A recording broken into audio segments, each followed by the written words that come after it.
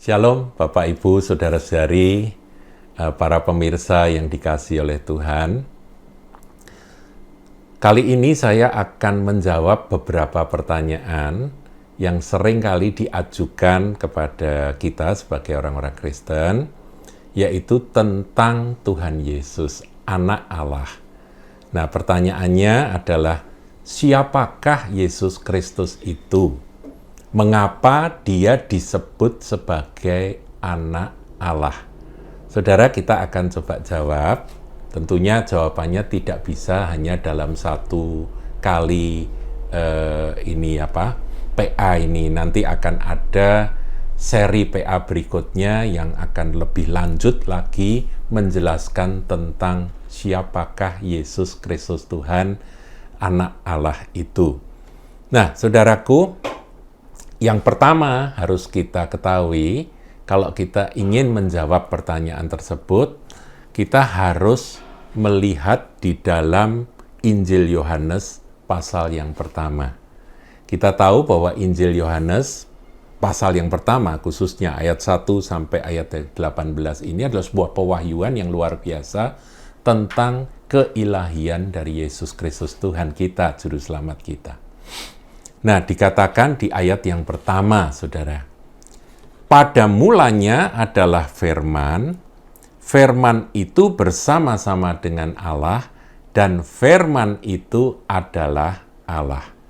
Saudara, ini sebenarnya adalah narasi tentang kedatangan atau kelahiran Yesus Kristus menurut Injil Yohanes, dengan sebuah pewahyuan yang khas, yang khusus.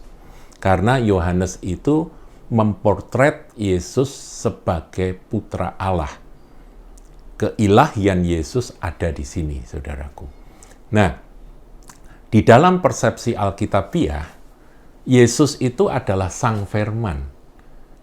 Nah, tadi diawali dengan kalimat, pada mulanya adalah firman, firman itu bersama-sama dengan Allah, dan firman itu adalah Allah.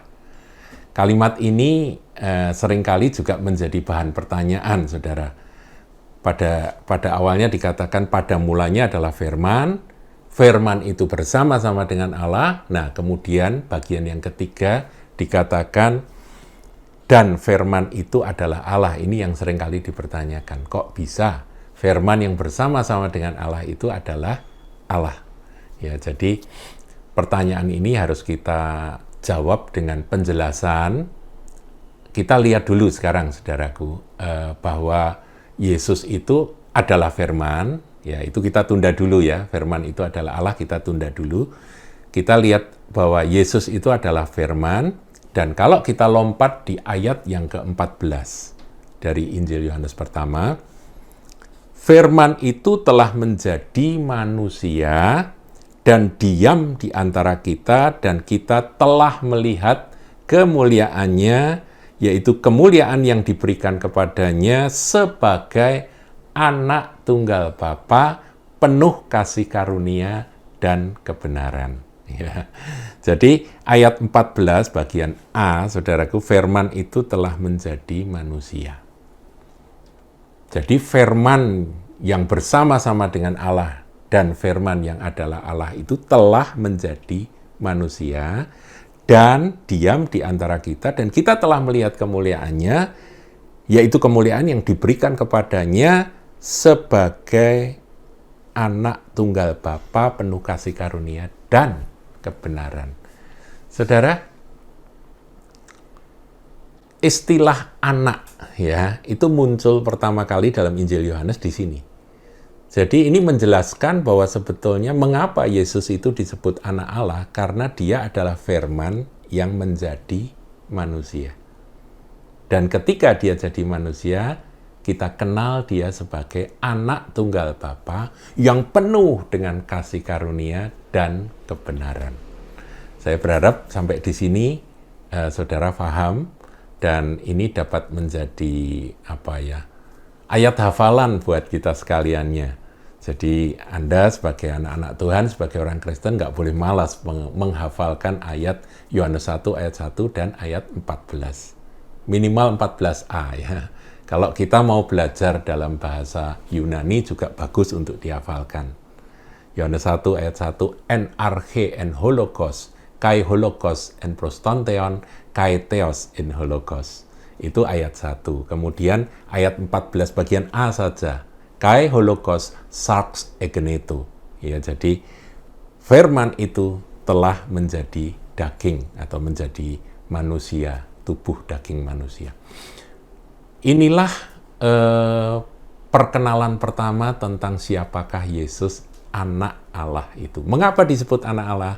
Karena dia adalah Sang Firman yang menjadi manusia. Nah, sekarang kita akan jawab, saudaraku, pertanyaan yang tadi sempat tertunda, yaitu mengapa Firman itu kok juga disebut adalah Allah? Ya, tadi kan ada 3 potongan ya di ayat pertama. Pada mulanya adalah Firman, Firman itu bersama-sama dengan Allah, dan Firman itu adalah Allah. Ya, kalau pada mulanya adalah Firman, oke. Kemudian yang di tengah, Firman itu bersama-sama dengan Allah, oke. Jadi Firman itu pada mulanya bersama-sama dengan Allah. Dan itu diteguhkan di ayat 2 ya. Ia pada mulanya bersama-sama dengan Allah. Nah, poin yang ketiga ini, potongan yang ketiga ini, yaitu dikatakan Firman itu adalah Allah. Ini yang seringkali membuat orang susah untuk memahami. Nah, saya akan jelaskan, saudaraku, dan saya harap ini boleh menjadi bahan material untuk kita nanti ketika ditanya oleh teman-teman, iman Kristen itu kok bisa-bisanya menganggap Yesus itu adalah Allah bagaimana? Ya karena dia Firman, begitu ya kita jawab. Yesus, Tuhan kita, Juru Selamat kita itu adalah Sang Firman. Firman yang ada sejak semula dan bersama-sama dengan Allah sejak semula. Oke, sampai di situ masih bisa diterima. Tapi mengapa dikatakan Firman itu adalah Allah? Nah, begini, saudaraku. Firman dalam bahasa aslinya, Alkitab bahasa asli dari Injil ini, yaitu logos, ya, dipakai kata logos. Nah, kata logos itu artinya firman, saudaraku ya, perkataan, word. Nah, logos ini sebetulnya bukan sekedar spoken word atau written word. Nah, kita kadang-kadang salah menangkap atau salah memahami bahwa logos itu kita anggap itu adalah kata-kata firman Tuhan yang tertulis. Ya memang, yang tertulis ini juga logos. Tetapi logos itu lebih luas daripada sekedar firman yang tertulis. Firman yang diperkatakan, spoken word atau written word, itu lebih luas dari itu. Di dalam logos itu sebetulnya terkandung pikiran. Ya, jadi kalau firman Allah itu sebetulnya mengandung pengertian pikiran Allah, kebijaksanaan Allah atau hikmat Allah, kecerdasan Allah, pengetahuan Allah, itu semua ada di dalam logos, saudara.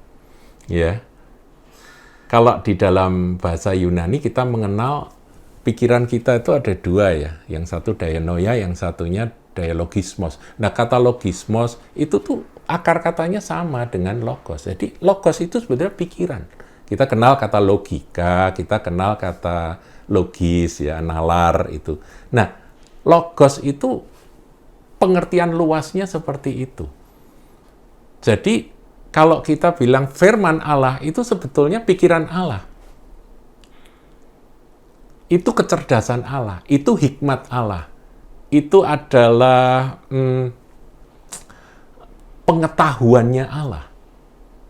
Apa yang Allah ketahui itu ada di dalam logos itu, saudara. Jadi, seperti saya, pikiran saya, pengetahuan saya, hikmat saya, ya kebijaksanaan yang ada pada saya yang terbatas ini, saudaraku, kecerdasan saya yang IQ-nya juga tidak terlalu tinggi ini, itu kan ada bersama-sama dengan saya. Betul ya? Ya seperti itulah.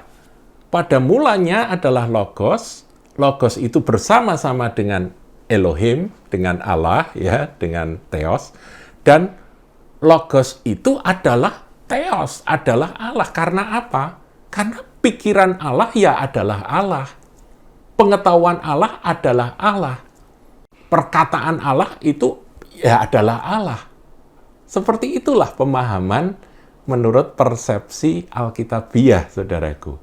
Nah, kalau Anda sudah memahami ini, maka bagi kita, Yesus itu adalah hikmat Allah, pengetahuan Allah, firman Allah, dia adalah kecerdasan Allah. Ya, otomatis tidak bisa dipisahkan dengan Allah dong. Betul ya?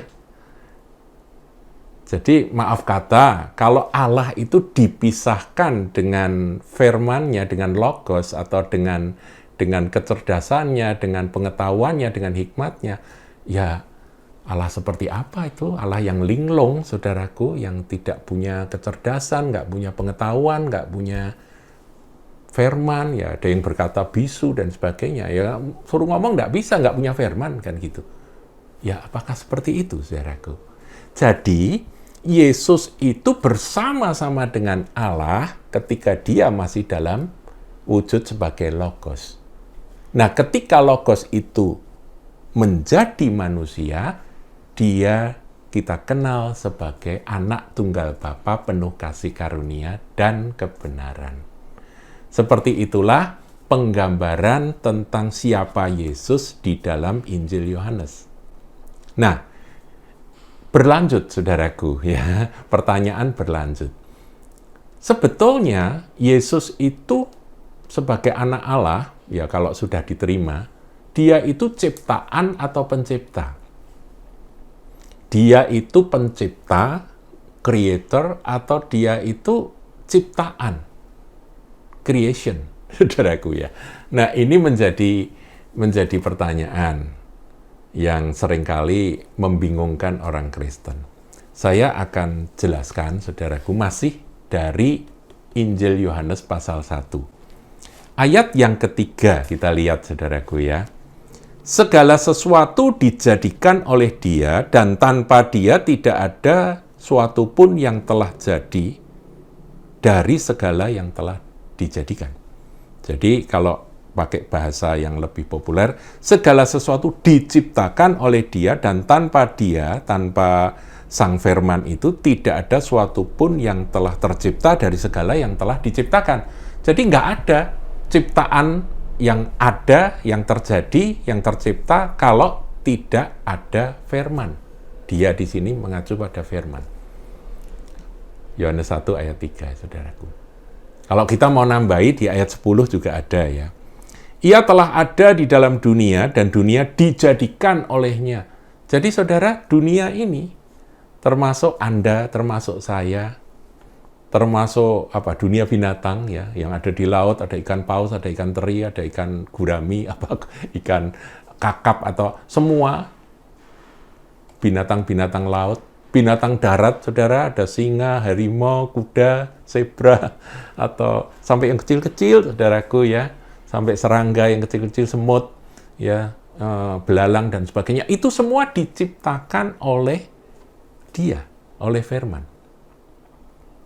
Dan tanpa Dia tidak ada suatu pun yang telah tercipta. Jadi saudara itu kalau mengenal Yesus, saudara jangan cuma sekedar mengenal Dia sebagai juru selamatku, sebagai guru. Iya memang Dia guru, Dia memang juru selamat. Dia juga menjadi sahabat kita, tapi Dia adalah pencipta kita, saudaraku. Karena tanpa Dia tidak ada sesuatu pun yang telah tercipta. Nah, penjelasannya, kalau ini tadi di dalam Injil Yohanes, Perjanjian Baru, kita akan lihat dalam kitab Kejadian. Ya.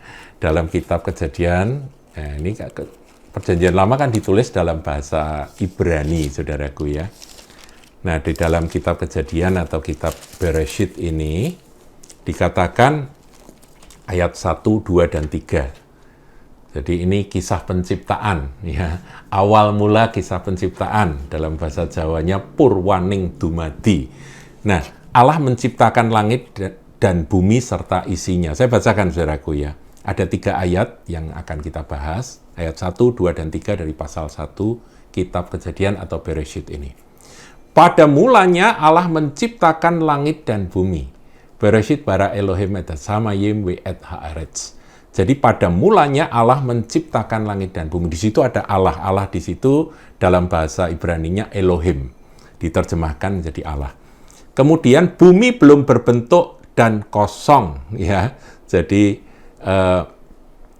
bumi itu masih belum berbentuk dan kosong. Gelap gulita menutupi samudra raya. Dan roh Allah melayang-layang di atas permukaan air. Saudara, di sini kita ketemu dengan roh Allah atau roh kudus, atau roh kebenaran. Nah, pertama ada Elohim, kemudian ada ruah Elohim. Nah, di sini, saudaraku, sudah ada dua ya. Ada Allah, ada roh Allah. Kemudian, ini berurusan dengan Tuhan Yesus, yang adalah Logos. Ayat 3, berfirmanlah Allah. Jadi, yang ketiga adalah firman. Dalam proses penciptaan, ada Elohim, Allah, ada roh Allah yang menaungi akan bumi yang masih belum berbentuk itu ya. Samudra raya yang masih campur aduk itu, yang dikatakan tohu vabohu itu. Kemudian berfirmanlah Allah. Wa yomer Elohim.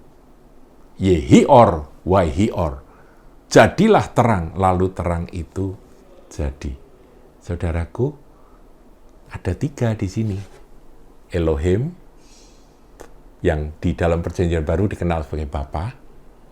Kemudian ada Ruah Elohim, Yahweh Ruah Elohim Merachefet Alpenei Hamayim itu, ini dikenal sebagai roh Allah atau roh kudus. Dan yang ketiga adalah firman Allah. Wa yomer Elohim, berfirmanlah Allah. Jadilah terang, maka terang jadi. Jadi urutannya demikian, saudaraku. Allah mencipta, roh Allah memberi kehidupan, merachefet alpenai hamayim itu seperti mengerami atau menudungi, memberikan kehidupan. Bukankah roh itu yang memberi hidup? Kemudian yang ketiga, firman itulah yang mengeksekusi akan penciptaan. Jadilah terang, maka terang itu jadi. Tanpa firman, tidak ada suatu pun yang telah jadi. Itu dijelaskan tadi di dalam Injil Yohanes 1 ayat 3 tadi. Jadi, saudaraku, apakah Yesus itu ciptaan? Jelas bukan, saudara. Dia bagian dari pencipta, sebab dia adalah sang firman. Dan proses penciptaan alam semesta ini tidak akan pernah terjadi tanpa Yesus. Atau tanpa Logos, atau tanpa firman Allah. Tentunya tanpa roh juga tidak ada kehidupan. Jadi ada Elohim, Allah sebagai pencipta, ada roh Allah yang memberi kehidupan dalam proses penciptaan itu, dan ada eksekutor, yaitu jadilah, maka jadi. Nah, saudaraku, seperti inilah penjelasan tentang siapakah Yesus itu, dan apakah dia ciptaan, apakah dia pencipta. Jawabnya jelas. Menurut Yohanes 1 ayat 1, ayat 3, ya, dan ayat 10, Yesus adalah firman yang menciptakan. Nah, bagaimana Allah itu mencipta, itu kita belajar dari kitab Bereshit atau kitab Kejadian. Ada 3, yaitu Bapa mencipta, dengan prosesnya roh memberi kehidupan, dan yang terakhir, firman itu mengeksekusi akan penciptaan tersebut. Saya berharap dengan penjelasan ini, Anda semua yang belajar tentang siapakah Yesus, anak Allah itu, jadi paham. Saya ulangi, anak Allah adalah firman yang menjadi manusia. Itu anak Allah. Ya, disebut anak tunggal Bapa penuh kasih karunia dan kebenaran. Yohanes 1 ayat 14. Nah, sementara dia pencipta atau ciptaan jelas sekali. Ayat 3 dan ayat 10, dia pencipta. Nah, bagaimana dia mencipta? Karena Allah kita, Bapa kita bekerja melalui roh dan firman-Nya. 3. Ketiganya yang Esa. Dan ini nanti akan kita jelaskan dalam seri berikut, yaitu tentang Tritunggal. Tuhan Yesus memberkati.